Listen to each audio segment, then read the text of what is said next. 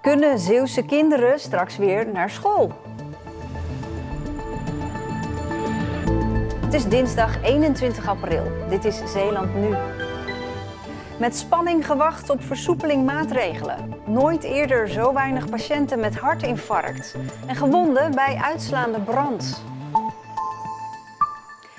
Goedemiddag. We beginnen de uitzending met het nieuws dat uit RIVM-cijfers blijkt dat er geen doden en geen ziekenhuisopnames van coronapatiënten bij zijn gekomen in Zeeland in de afgelopen 24 uur. En het totaal aantal Zeeuwse doden door het coronavirus blijft daarmee staan op 46. Ja, en dan waar iedereen het over heeft deze dagen. Komt er een versoepeling van de maatregelen rond het coronavirus? Premier Rutte vertelt het vanavond. En wij gaan naar verslaggever Mark van Dam in Middelburg. Ja, Mark, wat is de verwachting? Ja, de verwachting is dat er zeker wat versoepeling komt, maar niet te veel van verwachten. Dat is toch wel de tendens. Nederland gaat zeker niet los. Nieuws dat we zojuist binnenkrijgen is dat de basisscholen in Nederland op 11 mei weer open gaan. Het kabinet zou dat besluit zojuist genomen hebben. Dat wordt dan om 7 uur ook meegedeeld. Ja, verder gaat dan ook de kinderopvang weer open. En de jeugd tot 12 jaar mag ook weer in teamverband gaan sporten. Dat zijn zo een paar dingen die worden aangekondigd. Ja, en als je het dan hebt over die basisscholen, hè, hoe willen ze dat gaan regelen? Dat wordt nog een hele karwei. Ze willen dat de leerlingen in groepjes naar school komen, verdeeld over de dag. Zodat de lokalen en de gangen niet al te vol zijn en ze dus de afstand van elkaar kunnen houden. We hebben vandaag alvast heel wat Zeeuwse schooldirecteuren gebeld. Maar die bewaren hun commentaren voor morgen, als alles officieel is. Maar deze oud-directeur van een school hebben we wel gesproken. En die voorziet heel veel extra werk voor zijn oud-collega's. Zorg dat kinderen niet in situaties komen die zeg maar virusgevaarlijk kunnen zijn. Maar let ook op je collega's waar je mee werkt. Want ook bij de leerkrachten zal zeker een gevoel van angst zijn. Van ja, brengt een kind het niet op mij over? Ik ben er nu van gevrijwaard, maar gaat het niet zo gebeuren dat ik nu ook besmet ga raken? En ik denk dat scholen misschien wel behoefte hebben aan meer mensen die in de scholen komen werken. Ik zou me zo voor kunnen stellen dat, net zoals in de zorg is gebeurd, dat de directeuren gaan kijken van, ken ik nog mensen die in het onderwijs gewerkt hebben? Zou ik die eens kunnen vragen of ze ons kunnen ondersteunen? Mij mogen ze bellen, hoor. Ja, wie weet. Komt dat inderdaad voor in die plannen van de basisscholen? Dan gaan we naar de horecamarkt, want daar houden ze hun hart vast. Ja, de horeca zou natuurlijk nu de centjes moeten verdienen, want het seizoen zou volop aan de gang moeten zijn. Maar helaas voor de horeca, het sluiten van cafés en restaurants, ook net bekend geworden, wordt verlengd tot dinsdag 19 mei. Dus ze moeten zeker nog even volhouden. Ja, en dat gaat natuurlijk heel wat geld kosten bij de horeca. Nou, 16 mei is natuurlijk wel lang, hè? Dat is wederom 3 weken erbij. En ja, dat zijn wel heel zware weken aan het worden voor mij en mijn collega's. We moeten er echt rekening mee houden dat tientallen bedrijven met Zeeland breed 15.000 tot 20.000 werknemers in totaal, dat van die 20.000 werknemers een groot aantal hun baan zal kunnen blijven behouden als we snel open gaan. Hoe langer het duurt, hoe moeilijker dat wordt.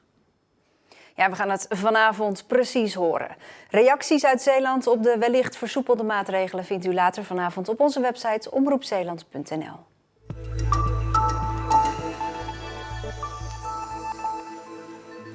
Nog nooit is het aantal patiënten met een hartinfarct zo laag geweest als in de afgelopen maand. In het Dottercentrum in Terneuzen is dat aantal zelfs met 2/3 afgenomen. En dat maakt de cardiologen bezorgd. Hier in het Dottercentrum in Ziekenhuis Zorgzaam is het nog nooit zo stil geweest als nu. Heeft u dat wel eens eerder meegemaakt? Eerste keer nog nooit gezien. Gewoon 2/3 eraf. Wat vindt u daarvan? Ja,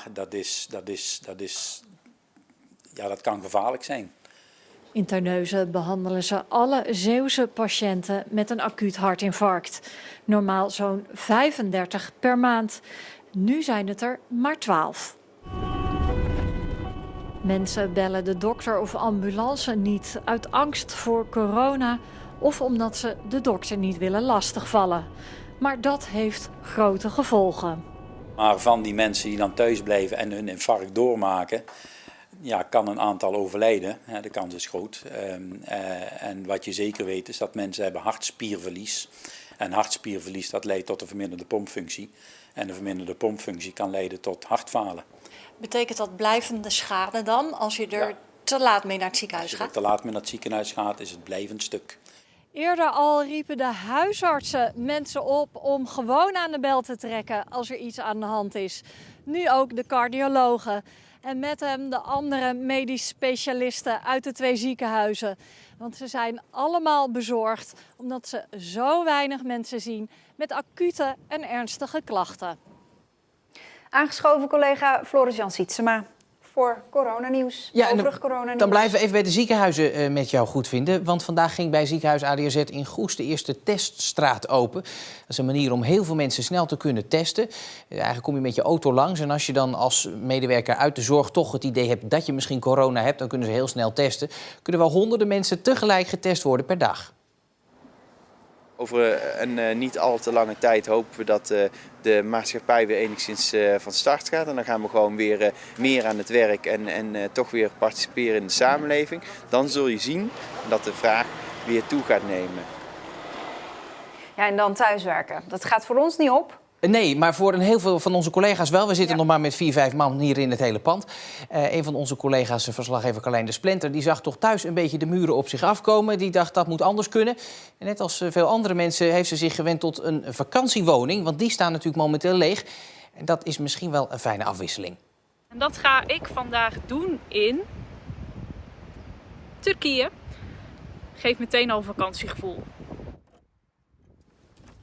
Dit huisje is dus een hele dag voor mij alleen. En dit is vandaag mijn werkplek. Zoals je ziet heb ik er al een echte bende van gemaakt. En ja, misschien arbotechnisch is deze stoel niet helemaal je van het. Maar een dagje is het hier wel uit te houden. En dan de milieustraten, want die hebben het natuurlijk al hartstikke druk de afgelopen tijd. Ja, als je de muren op je af ziet komen, dan moet je toch wat met je dag gaan doen. En daardoor is nu wat bedacht, want die hebben ook wel wat extra rust nodig. Dus krijgen de medewerkers van de milieustraat een extra vrije dag op 5 mei. En dan 4 mei krijgen ze erbij. Het is Want je ziet hier de hartstikke beelden. druk, hè? Dit is Goes. Daar was het volgens mij het ergst.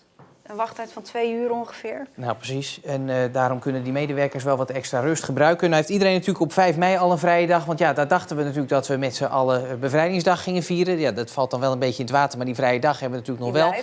En zij krijgen er dan eentje bij op 4 mei.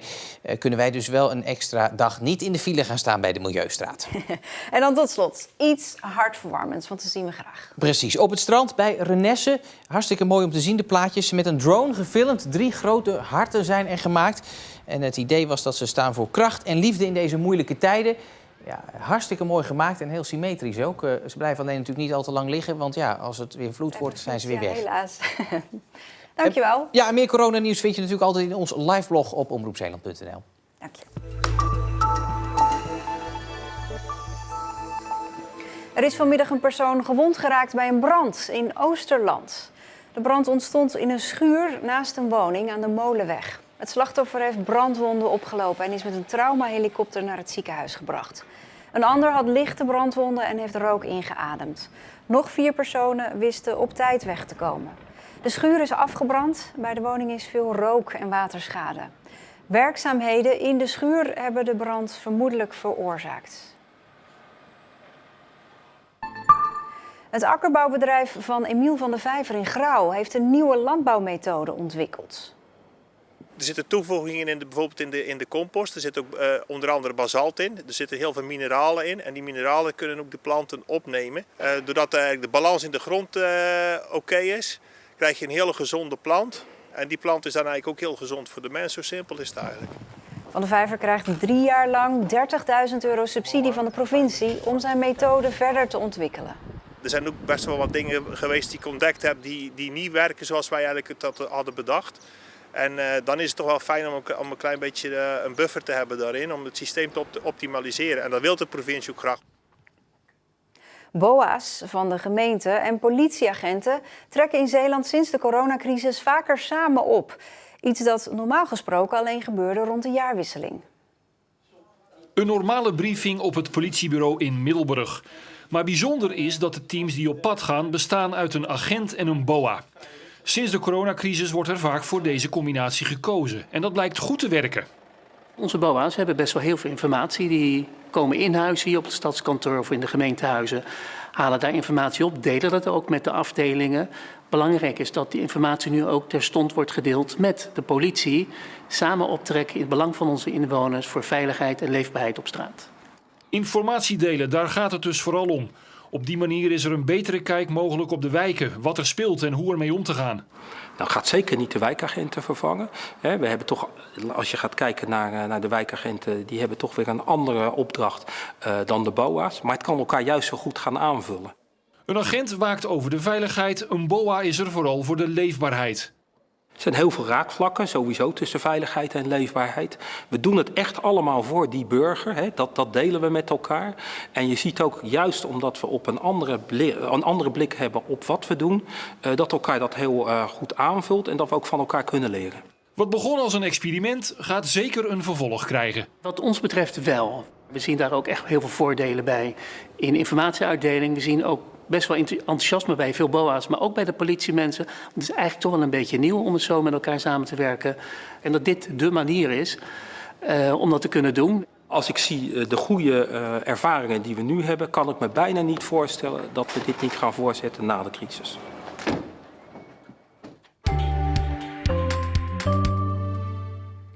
Het was heel zonnig vandaag, wel een stevige oostenwind en daardoor voelde het kouder aan. Het werd 17 tot 19 graden.